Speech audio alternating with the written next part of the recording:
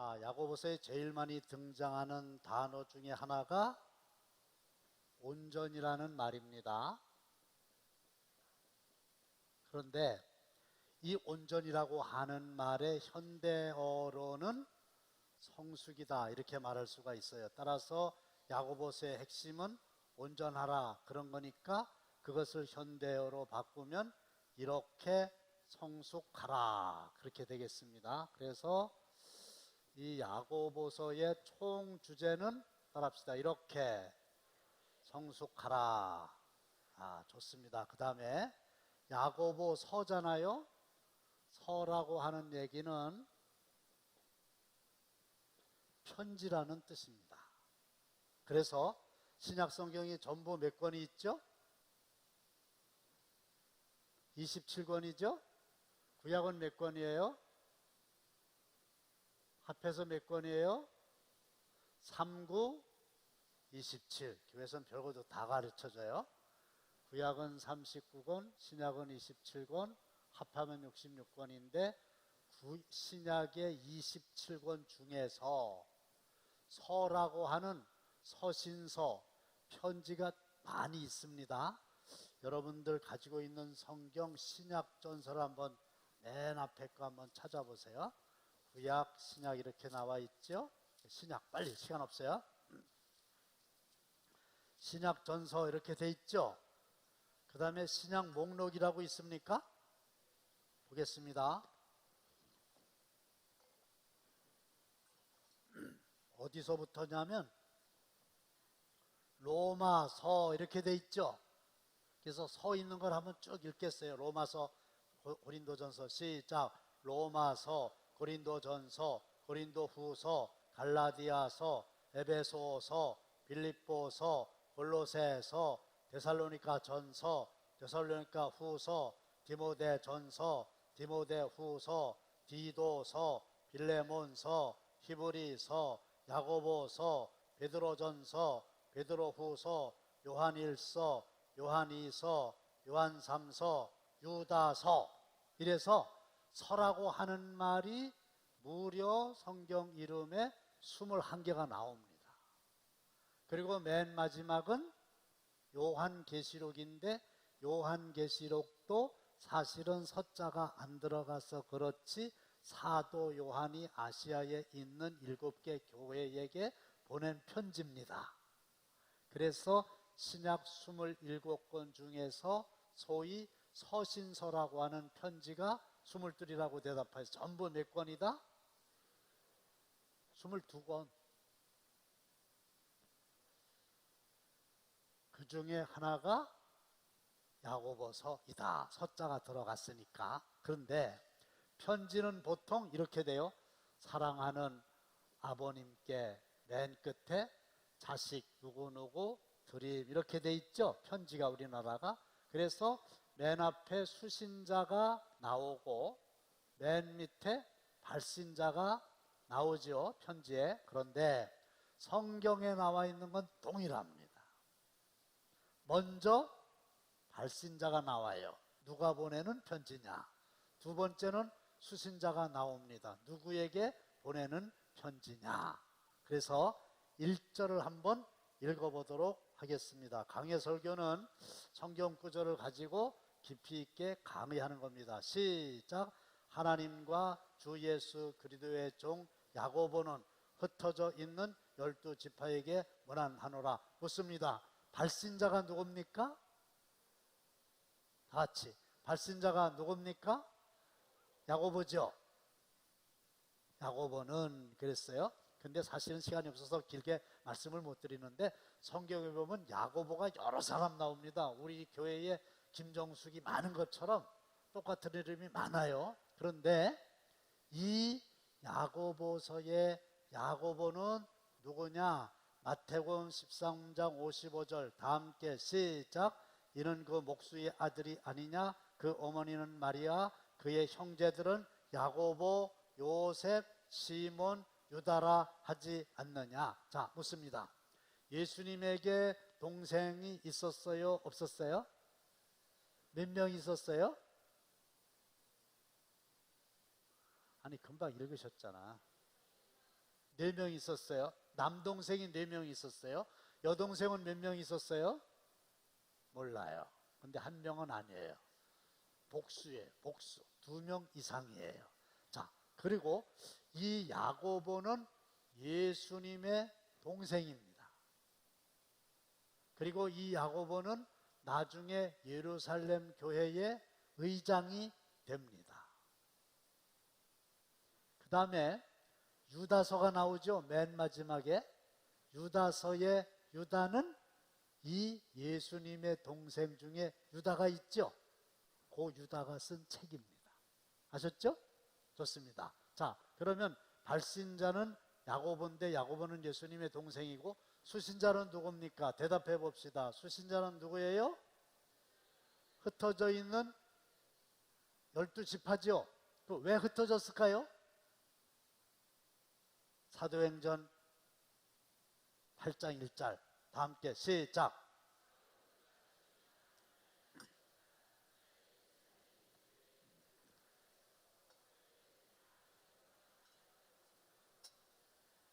흩어졌죠? 왜 흩어졌어요? 박해가 심해서. 그래서 박해를 피해서 전 세계에 흩어진 사람이니까 집을 떠났으니까 고생이 많겠죠? 고난을 많이 당했겠죠? 그러니까 이 야고보서는 예수님의 친동생 야고보가 박해 때문에 각 나라에 흩어져 있는, 그래서 고난을 많이 당하고 있는 사람들에게 보낸 편지입니다. 그래서 이 고난 앞에서 어떤 삶을 사느냐, 그게 성숙하고 이어진다, 그렇게 보겠습니다. 그러면 두 번째로 시험에서 승리하는 길, 그래서 2절부터 12절까지인데, 자, 2절 다 함께 시작. 내 형제들아, 너희가 여러 가지 시험을 당하거든 온전히 기쁘게 여기라. 뭐가 나오냐? 시험이 나오죠. 여러 가지 시험을 만나거든 기쁘게 여기라. 시험이 나옵니다. 아주 중요합니다. 그 다음에 3절 다 함께 시작. 이는 너희 믿음의 시련이, 그래서 믿음의 시련이라는 말이 나옵니다. 요게 같은 뜻입니다. 그런데 왜 믿음의 시련이냐? 신앙생활 열심히 하다가 박해받아가지고 흩어져 있으니까 믿음 때문에 당하는 어려움이니까 믿음의 시련이라고 하는 건데, 요 시험하고 13절에 나와 있는 시작. 사람이 시험을 받을 때에 내가 하나님께 시험을 받는다 하지 말지니 하나님은 악에게 시험을 받지도 아니하시고 친히 아무도 시험하지 아니하시니라. 요 시험하고 전혀 다릅니다. 근데 한국어 성경으로는 이걸 알 길이 없어요. 그래서 여러분들이 많이 헷갈리실 수가 있겠어요. 그러면 요 앞에 있는 시험은 무슨 뜻이냐? 믿음의 시련이라는 뜻이다. 그리고 영어는 더 쉬워요. 요거는 테스트다. 내일 우리 수험생들이 시험 봅니다. 그 내일 보는 시험이 요 시험이에요. 요 시험. 테스트 하는 거예요. 믿음이 있는지 믿음이 없는지 요거를 이제 시험하는 겁니다. 테스트 하는 겁니다. 그래서 자, 여러분들, 하나님은 때때로 여러분들을 시험하시는데 하나님의 시험에 꼭 승리하시기를 주님의 이름으로 축원합니다. 목사님, 그런 말씀하지 마세요. 13절에 보니까 사람이 시험을 받을 때 내가 하나님께 시험을 받는다 하지 말지니 하나님은 악에게 시험을 받지도 아니하시고 친히 아무도 시험하지 아니하시느니라. 하나님은 시험 안 한다고 돼 있잖아요. 근데 무슨 이 테스트는 하나님이 시험한다고 그러세요? 이게 어렵지요. 이게 깊이 연구해 보지 않으면 알 수가 없지요. 그런데 아닙니다. 여러분들 여기 있나 모르겠는데 창세기 22장 1절 다 함께 빨리 찾아가지고 읽겠습니다. 창세기 22장 1절 다 함께 급해요. 시작. 그 일 후에 하나님이 아브라함을 시험하시려고 그를 부르시되 아브라함 하시니 그가 이르되 내가 여기 있나이다. 자, 창세기 22장 1절에서 하나님이 아브라함을 시험하셨다, 시험하지 않으셨다? 시험하셨잖아요. 근데 13절에 보면은 친히 아무도 시험하지 아니하시느니라. 이 성경이 안 맞잖아요. 그런데 아닙니다. 제가 확인했습니다. 창세기 22장 1절에 나오는 시험도 요 시험입니다. 요 시험. 그러니까 시험은 두 가지 종류인데, 시험은 믿음의 시련이 있고, 요거 누가 하는 거요? 하나님이 하시는 거고. 여러분들 결론부터 말씀을 드리면, 하나님의 시험에는 우수한 성적으로 합격하시기를 주님의 이름으로 축원합니다. 하나님의 시험은 어떻게 된다고? 합격해야 된다. 좋은 대학 시험에 합격해야 되는 것처럼 그런 겁니다. 그 시험입니다. 그 시험. 그러면 우리가 시험을 보게 되면 어떤 도움을 얻게 되냐면, 첫째로 자기의 자신을 돌아볼 수 있어요. 내가 실력이 어느 정도인가를 볼 수 있어요. 시험 보면 알잖아요. 그 다음에 시험은 누구든지 별로 좋아하지는 않지만 시험을 보면서 자기도 모르게 실력이 늘어나는 거예요. 그러니까 여러분들도 믿음의 시련이 이렇게 오게 될 때에 그게 오히려 나의 실력을 높이는, 다시 말씀드리면 믿음의 인격이 더 성숙되는 그런 거를 머릿속에 그리시고, 이렇게 시련이 오게 될 때, 하나님이 우리를 테스트 하시게 될 때에 우리가 몇 가지를 해야 되는데, 첫 번째가 뭐냐? 따라합시다. 여기라. 2절 다 함께 시작. 내 형제들아, 너희가 여러 가지 시험을 당하거든 온전히 기쁘게 여기라 그랬어요. 여기라고 하는 얘기는 그렇게 평가하라 그런 얘기인데, 기쁘게 여기라 그거예요. 보세요. 믿음의 시련이 옵니다. 그러면 대부분의 사람들은 이렇게 생각해요. 하나님, 이 시험을 없애주세요. 시험 보기 싫어서 그러는 거예요. 그런데 오늘 본문에 보면 없애달라고 하면 안 된단 말이에요. 예수님도 시험을 당하셨잖아요. 그리고 믿음의 아브라함, 요셉, 모세 다 하나님의 그 시련, 이거를 다 극복하고 믿음이 성숙돼서 하나님께 귀하게 쓰임을 받았기 때문에, 절대로 여러분들이 시험이, 믿음의 시련이 오게 될 때 없게 해주세요 이렇게 하지 말고 어떻게 하라고? 제 얼굴을 보면 답이 안 나오죠. 2절을 봐야지. 여러분들이 여러 가지 빛깔, 보람, 파전, 오줌발, 무지개처럼 막 가지가지 여러 가지 믿음의 시련을 만나게 됩니다. 그럼 어떻게 하라고? 일단은 온전히 기쁘게 여기라. 그래서 막 기뻐해라는 얘기요. 네? 그러니까 막 기뻐 뛰며 주를 보겠네, 그런 찬송이 있는데, 누가 그러대, 여러분들이 믿음의 시련을 막 당하였으면 이렇게 해. 기뻐 뛰며 환장하겠네. 너무 막 기뻐하라는 거예요. 기쁘게 여기라는 거예요. 따라합시다. 하나님, 더 크게. 하나님, 이번에는 저에게 어떤 더 큰 복을 주시려고 이런 사인을 보내십니까? 합격하겠습니다. 할렐루야. 이걸 알지를 못해가지고 왜 나는 시험 이렇게 당하냐고, 이 시험은 이거예요, 테스트예요. 왜 하나님이 나를 이렇게 어렵게 만드시냐고. 그래, 그럼 대학 안 가면 시험 안 봐도 되지. 왜 내가 시험을 봐야만 되냐고. 가지 말어. 아니잖아. 그냥 시험 봐가지고 합격해서 좋은 데 가기를 원하는 거잖아요. 그러니까 하나님의 시험이 나한테 온다 그러면, 이거 내가 이기면 서울대학 간다, 이기면 신앙이 성숙하게 된다니까 어떻게 여기라고? 기쁘게 여기라고. 있습니까? 기쁘게 여기라는 거예요. 그럼 왜 기쁘게 여기느냐? 두 번째로는 3절을 읽겠습니다. 함께 시작. 예. 믿음의 시련이 오잖아요. 이게 시험이라 그랬죠. 이게 오면 이게 뭐를 만들어내는 줄 안다고? 인내를 만들어내는 줄 알미라.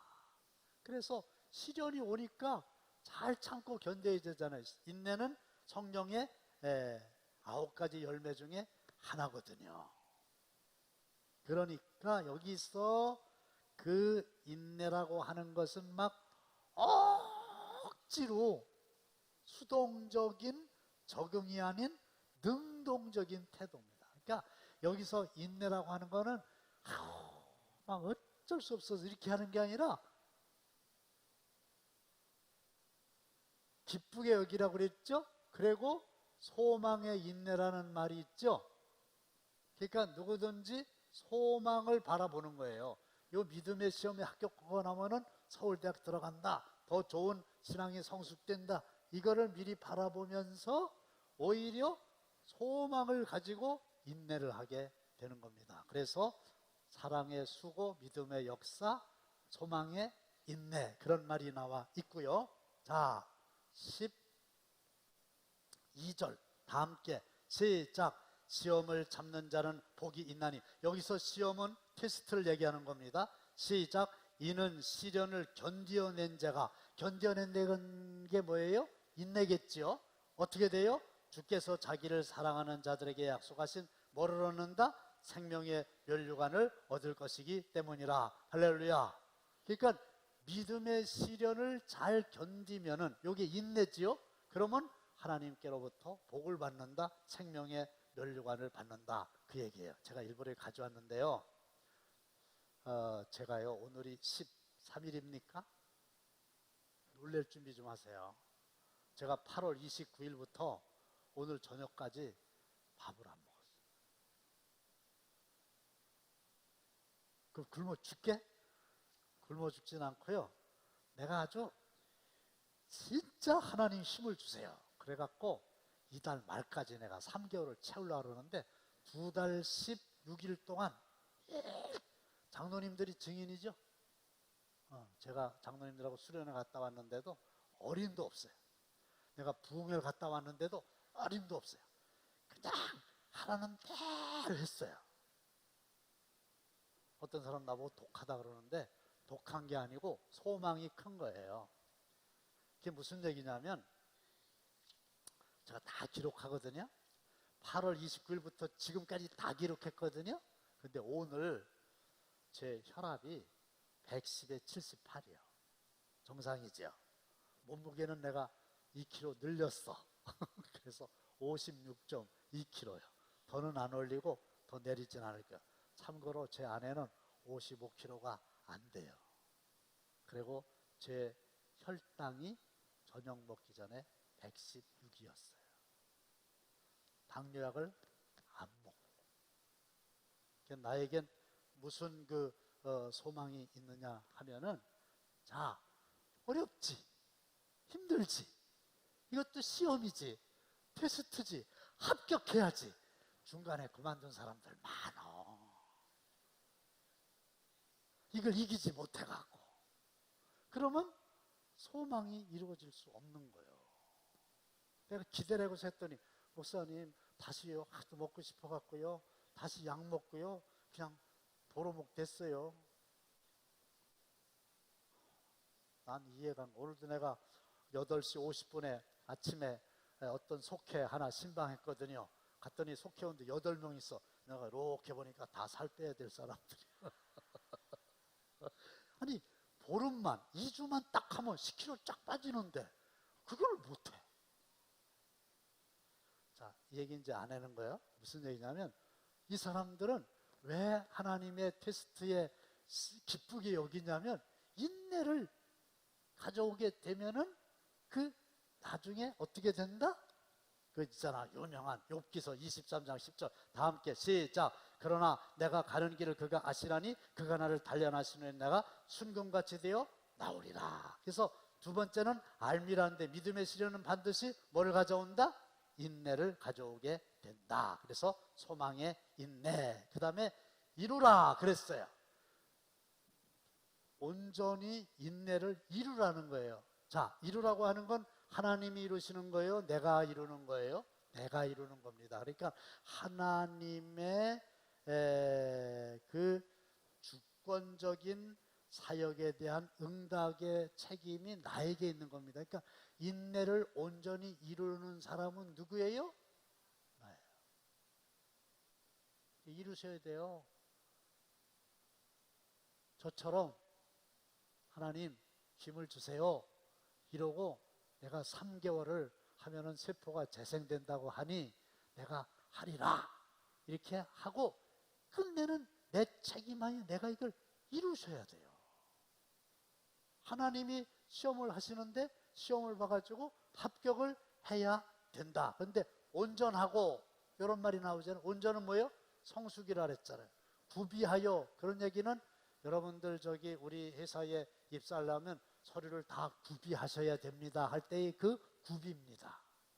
구비라고 하는 말이 무슨 뜻이냐면은 재물에 상처가 없고 자질이 우수하다 이 뜻이에요. 그 다음에 부족함이 없게, 그 말은 하나님의 표준에 도달할 수 있는 인격에 닿도록, 그리고 마지막에 구하라 그랬어요. 여러분들 이렇게 시험을 만나게 되면은 구해야 되는데 시험을 당하지 않게 해주세요 이렇게 하지 말고 따라합시다. 하나님 지혜를 주세요. 지혜를 구하시기를 바랍니다. 그래서 이게 목적이잖아요. 목적이 하나 딱 있으면 요걸 이루기 위해서는 믿음의 시련, 시험에 합격하기 위해서는 하나님께 지혜를 구하는 거예요. 그러면 하나님이 지혜를 주십니다. 여러분들 목표가 딱 정해 있으면 목표는 흔들리지 마세요. 제발. 목표가 분명하게 딱 있고 그 목표를 이루겠다고 하는 확신이 있으면은, 열정이 있으면은 그 목표를 이룰 수 있는 지혜는 하나님이 다 주시게 돼 있어요. 자, 시간이 없으니까 그래서 어떻게 구해야 되는가? 지혜를 구하는데 믿음으로 구하셔야 돼요. 그래서 의심을 하고 구하는 것은 얻을 생각을 하지 말아라 그 말입니다. 그래서 결론 봅시다. 자, 여러분 신앙생활을 열심히 하다 보니까 믿음의 시련을 만나게 됩니다. 근데 사람들이 시련을 만나게 되면 그만둬. 속장을 합니다. 인도자를 합니다. 지역장을 합니다. 하다 보면 뭐 여러 가지 그 믿음의 생활을 하는데 어려움이 오잖아요. 그렇죠? 오만 소리도 듣고 이러니까 그만둬 그거를. 그러니까 자기의 믿음이 성숙하는 게 아니라 그냥 나락으로 떨어지고 마는 거죠. 그때 이거를 이기셔야 돼요. 하나님이 시험하시는 거예요. 거기에 합격하면 하나님이 더 좋은 것을 주시는 줄로 믿으시기를 바랍니다. 따라합시다. 하나님의 시험에, 하나님의 테스트에 합격하자. 아시겠어요? 그게 뭐예요? 성숙하게 되는 거고 온전하게 되는 겁니다. 자, 그 다음에 세 번째 13절 다 함께 시작.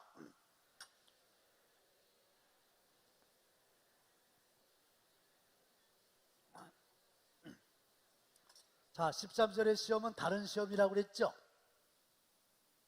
13절의 시험은 하나님이 하는 시험이 아닙니다. 사탄이라고 대답하세요. 누가 하는 시험입니까? 하나님이. 그래서 사탄이 하는 시험이 있어요. 이 시험은 오늘 본문에 보면은 앞에서 시험은 믿음의 시련이라고 하는 말과 똑같은 뜻이라고 그랬죠? 13절 이하에 있는 시험은 뭐하고 똑같으냐 하면은 14절에 있는 미혹이라고 하는 말과 같은 말입니다. 그래서 보세요.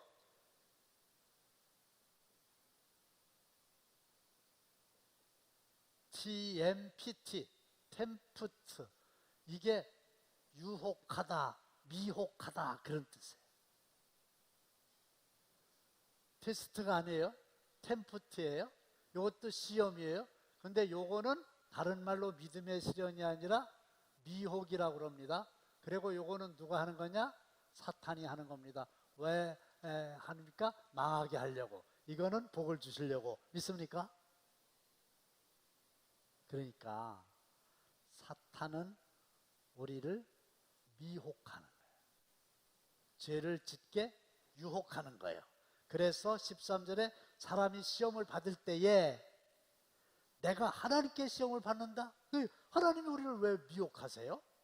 하나님은 악에게 시험을 받지도 아니하시고 친히 아무도 시험하지 아니하십니다. 그러면 그 시험은 우리가 미혹은 왜 당하느냐? 오직 각 사람이 시험을 받는 것은 자기 욕심에 끌려 미혹되미니. 뭐가 작용을 하게 되면 욕심이 돼가지고 미혹을 당한다 그러는데, 이 미혹이라고 하는 말에 그 원어가 훅이라고 하는 말인데, 훅, 요거는요 무슨 뜻이냐? 낚시꾼이 미끼를 던져가지고 꼬이는 거예요. 낚시를 좋아하십니까? 그러면 그 낚시에다가, 낚시바늘 끝에다가 미끼를 이렇게 달잖아요. 그래가지고 휙 던지는 거예요. 미끼는 아름다울수록 좋아요. 그러면 밑에 있는 물고기들이 이렇게 다니다가 미끼인 줄 몰라요. 그리고 그거를 확 물어. 그럼 위에서 휙 잡아당기면 물고기는 낚여서 죽는 거죠. 요게 시험이요. 누가 하는 거예요? 사탄이 하는 거예요. 누구한테 하는 거예요? 우리한테 하는 거예요. 사탄이 휙 던져.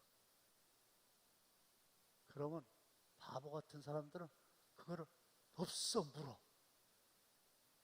그러면 마귀한테 낚이는 거예요. 그럼 어떻게 돼요?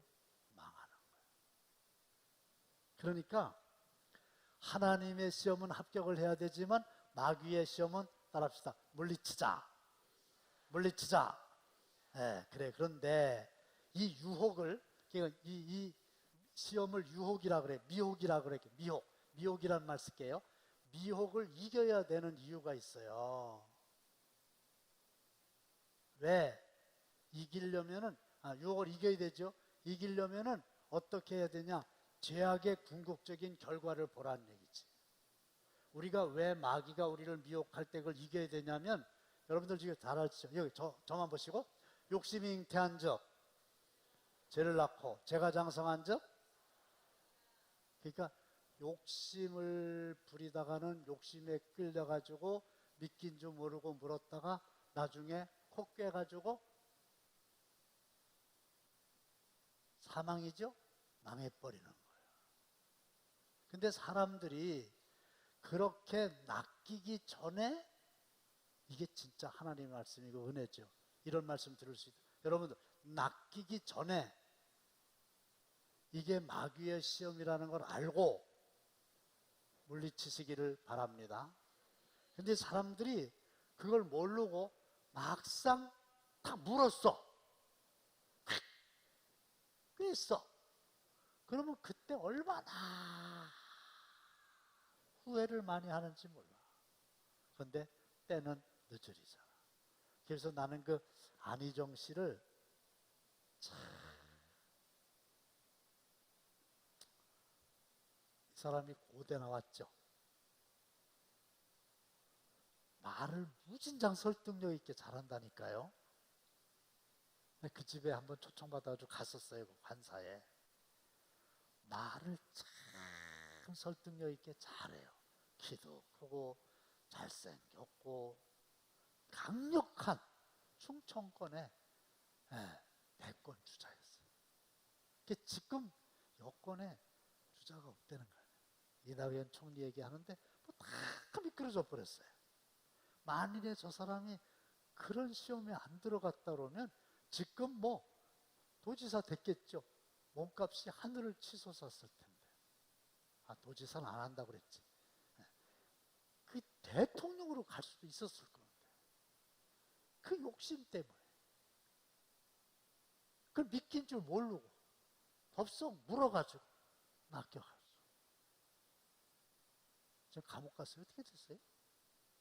모르겠네. 하여튼 머릿속에서 싹 없어져 버렸죠. 너무 아까운 거야. 그럼 안희정이면 그런 거냐? 우리 모두가 다 그런 거야. 나중에 지옥 간다니까.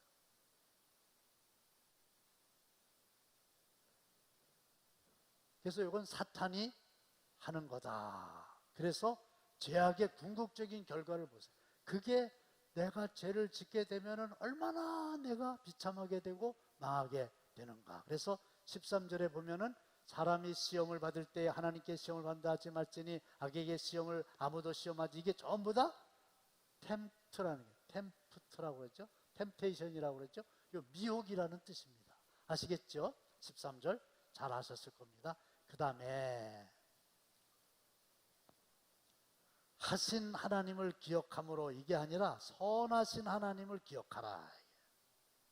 여러분, 마귀는 우리를 항상 이렇게 결국은 유혹해가지고 망하게 하려고 그러는데, 아멘 준비했어요. 하나님은 항상 언제나 저와 여러분들에게 좋은 것을 주시는 분이십니다. 믿습니까? 그래서 성경에 어떻게 나와 있느냐 하면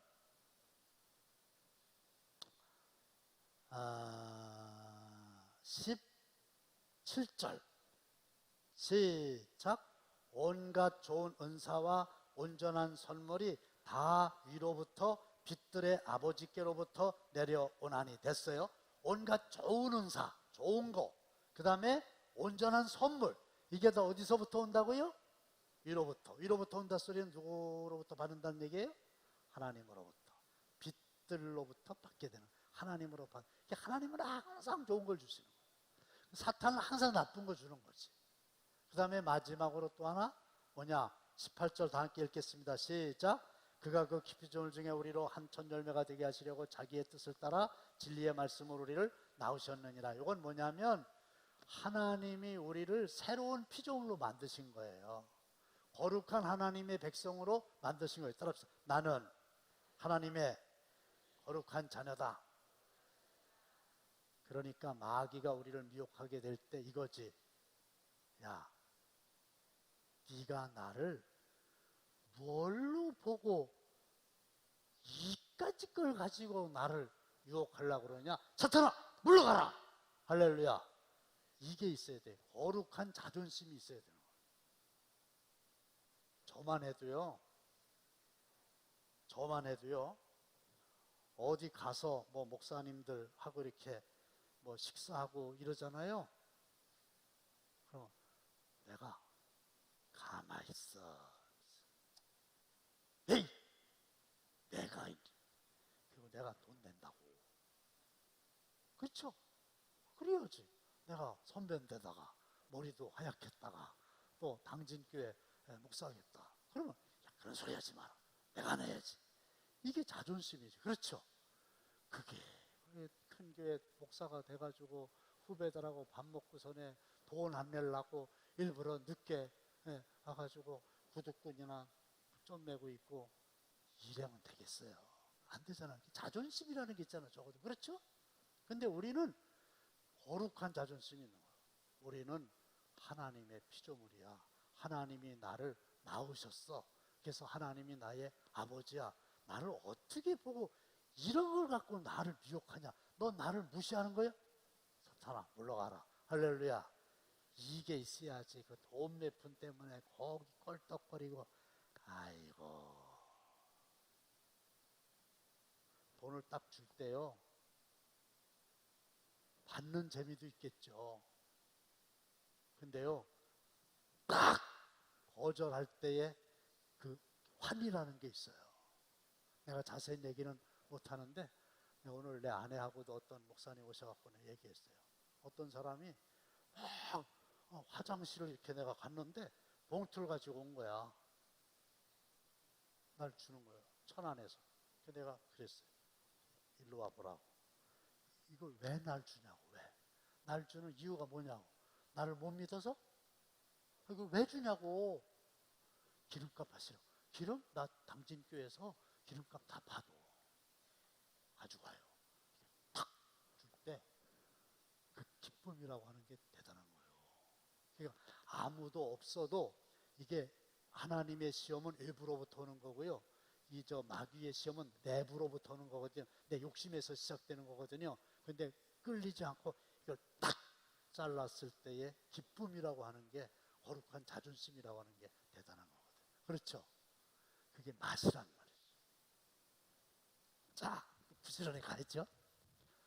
그 다음에 마지막에 성장에 대한 점검이에요. 성숙하려면 믿음이 자라나야 되잖아요. 여러분들 믿음이 자라나시기를 바라는데 어떻게 해야 되냐? 22절 다 함께 시작.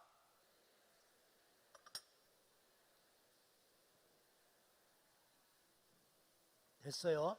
말씀을 듣기만 하면 안 돼요. 이게 여러분들도 지금 성경 공부를 하시는데 나만큼 재미가 없어 하시는 것 같아서 지금 걱정이에요. 듣기만 하면은 소용이 없어요. 다 잊어버리면 뭐해. 그래서 여기 뭐라고 나와 있냐면 거울이라는 얘기가 나오죠. 제 성경에 나오던데 여러분들 성경도 나옵니까? 23절에 누구든지 말씀을 듣고 행하지 아니하면 그는 거울로 자기의 생긴 얼굴을 보는 사람과 같아서 제 자신을 보고 와서 그 모습이 어떠했는지를 곧 잊어버린다는 얘기예요. 이게 무슨 얘기냐면 2000년 전에 거울은 지금과 같은 거울이 아니었어요. 그러니까 희미하게 보이는 거야. 희미한 자기 얼굴을 보고서는 가면 금방 자기 얼굴이었던지 잊어버리는 거예요. 자, 여러분들이 하나님 말씀을 듣기만 했어요. 그리고 오늘이 수요일이죠. 24시간이 가기도 전에 다 잊어버렸어요. 그러면 안 된다. 듣기만 하고 그 자기를 속이는 자야. 아는 거하고 행하는 거하고는 다르거든요. 근데 기도에 대해서 많이 설교를 하거나 기도에 대해서 많이 설교를 들으면 자기 기도를 많이 하는 사람인 줄 알아. 아니에요. 많이 설교했다고 그게 기도 많이 하는 거예요? 기도는 진짜 기도를 많이 하는 게 기도를 많이 하는 거죠. 그래서 사탄에게 속는 것도 사실은 약오르는 일이지만은 자기가 자기한테 속는 게 있어요. 여러분들 그거 아셔야 됩니다. 자기에게 속는다는 얘기가 뭐냐면요. 그 왜 그런지 몰라요. 동네 사람들은 나에 대해서 다 아는데 자기만 자기에 대해서 몰라요. 자기가 자기한테 속는 거예요. 자기는 그런 사람 많아요. 자기는 굉장히 잘하는 줄 알아요. 남들은 다 아니라는 거지. 어떤 목사님 얘기했죠. 목사님들 저 버스 타고 이렇게 가다가 마이크가 돌아가면서 노래하는 거. 김 목사님이라는 사람이 노래 불렀다고. 근데 노래를 얼마나 못하는지요. 노래를 잘하는 것도 어렵지만은 진짜 똑같은 노래를 아주 엄청나게 못한다는 것도 어려워요. 그죠? 뭐 어느 정도 못해야지. 너무 못하게 너무 엉터리로 노래를 못하면요. 그것도 들을만 해요. 그렇잖아. 그렇게 들어본 적이 없잖아. 그러니까 막 그 김 목사님이 노래가 끝나자마자 다들 앵콜 다 진짜 더 듣고 싶더라고. 나도 막 그게 앵콜해. 왜 너무 못해서. 근데 그 김 목사님이 또 노래했다. 근데 난 왜 또 했는지 둘 중에 하나거든. 진짜 앵콜이니까 잘한다고 그러니까 잘하는 줄 알고 했는지 아니면 목사님이니까 못한다는 걸 알지만 못하는 걸 또 한번 듣고 싶어 하니까 그래 내가 망가진 집에 더 망가지자 이래서 했는지 물어볼 수가 있어야지. 은퇴하고 나보다 나이가 많으신 분이라. 근데 어느 쪽인지 아직도 헷갈려요. 자기에게 만약에 잘해서 또 했다 이렇게 생각하고 했다면 자기에게 속는 거예요. 여러분들 속지 마세요. 하나님 말씀을 들었죠? 들었고 행하지 않잖아요? 소용없다는 거예요. 그래서 우리가 속지 않고 믿음이 성장하려고 하면 어떻게 돼야 되느냐. 19절이 아주 중요합니다. 다 함께 시작.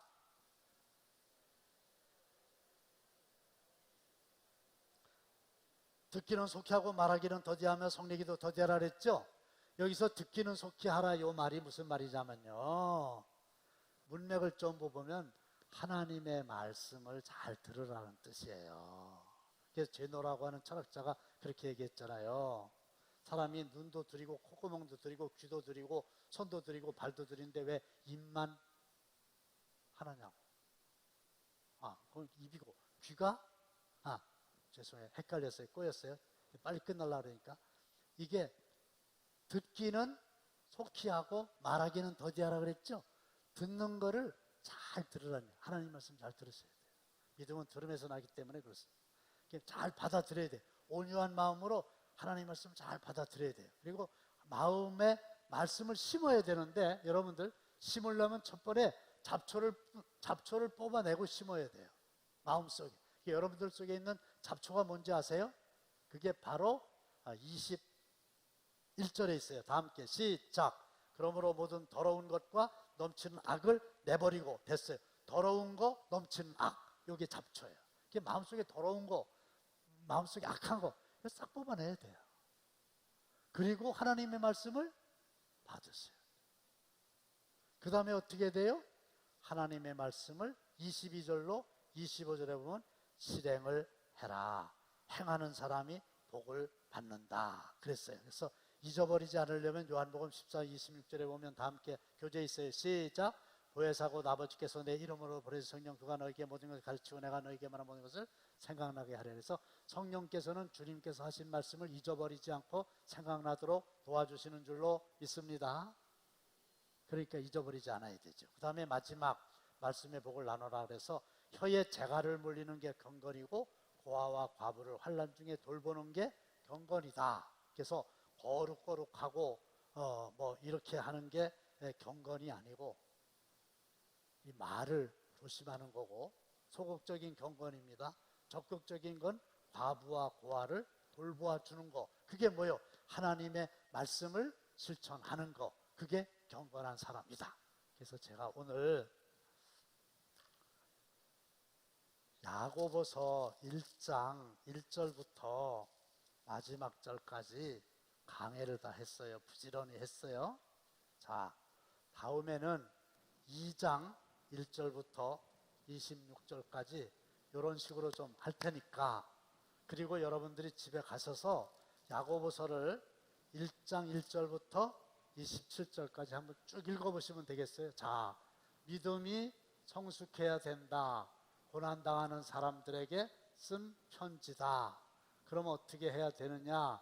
하나님의 테스트에는 합격해야 되고 사탄의 유혹은 물리쳐야 되고 하나님의 말씀을 잘 받고 실천을 해가지고 경건에 이르면 우리는 성숙한 사람이 된다. 그래서 야고보서를 통해서 여러분들의 믿음이 한 뼘 더 자라나게 되시길 주의 이름으로 축원합니다.